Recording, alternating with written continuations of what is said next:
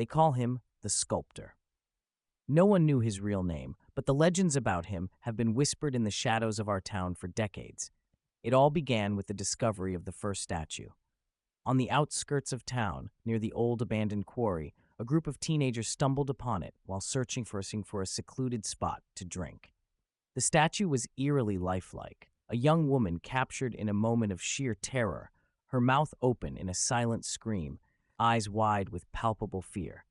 The craftsmanship was unparalleled, every detail meticulously rendered, from the strands of hair frozen in place to the veins bulging on her hands.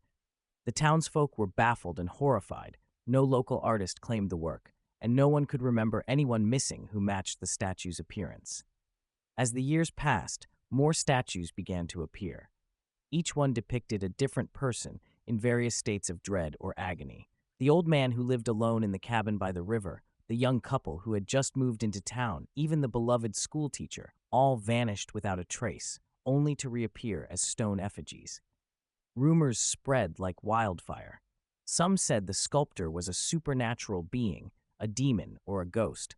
Others believed he was a deranged artist who had discovered a way to petrify his victims.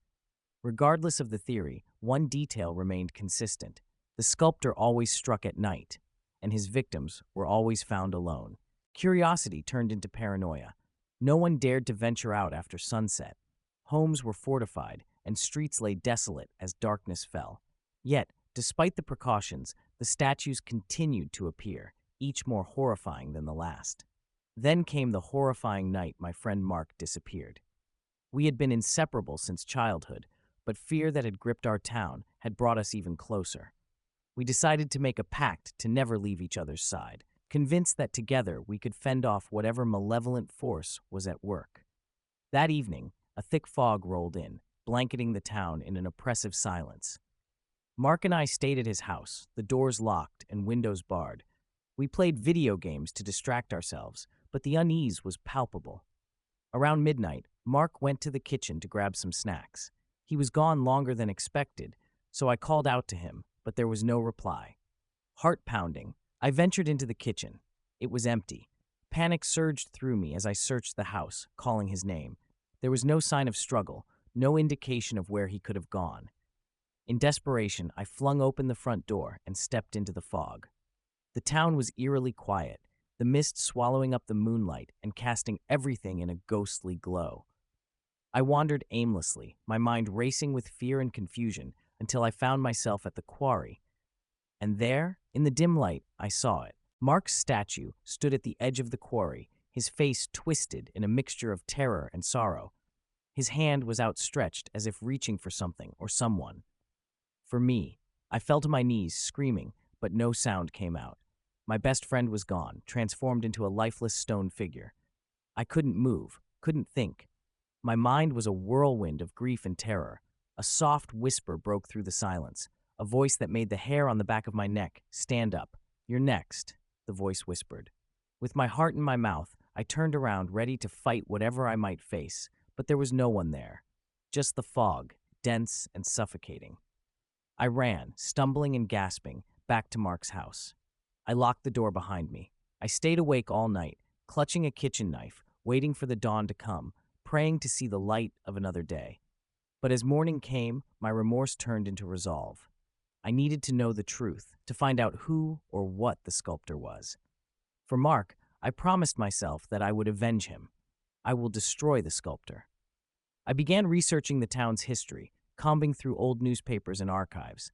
Patterns began to emerge, dates and disappearances that stretched back further than I could have imagined. The sculptor had been at work for over a century. One name kept appearing in my search: Elias Blackwood, a reclusive artist who had lived in the town in the late 1800s. He was known for his incredible sculptures, but after a series of mysterious deaths, he vanished without a trace. His house, long abandoned, stood at the edge of the old forest. With trepidation, I made my way to the decrepit mansion. The air was thick with decay, the once grand structure now a crumbling ruin. Inside, dust-covered canvases and shattered sculptures littered the floor. In the basement, I found his workshop, and then I saw it, a journal, its pages yellowed with age. It seems Elias had discovered a dark ritual, an ancient incantation that allowed him to trap the souls of his victims in stone. This had made him immortal, feeding off their fear, their life force. Could it be, I wondered? A chill ran down my spine as I read the final entry. The work must continue. Suddenly, I felt a presence behind me, the air growing cold. A whisper brushed my ear, "You're came." There he was, the sculptor, his eyes gleaming with malevolent glee. He raised his hand, and I felt my limbs grow heavy, my skin stiffening. As the darkness closed in, my last thought was of Mark and the countless others who had fallen victim to this cursed artist, our screams forever frozen in stone.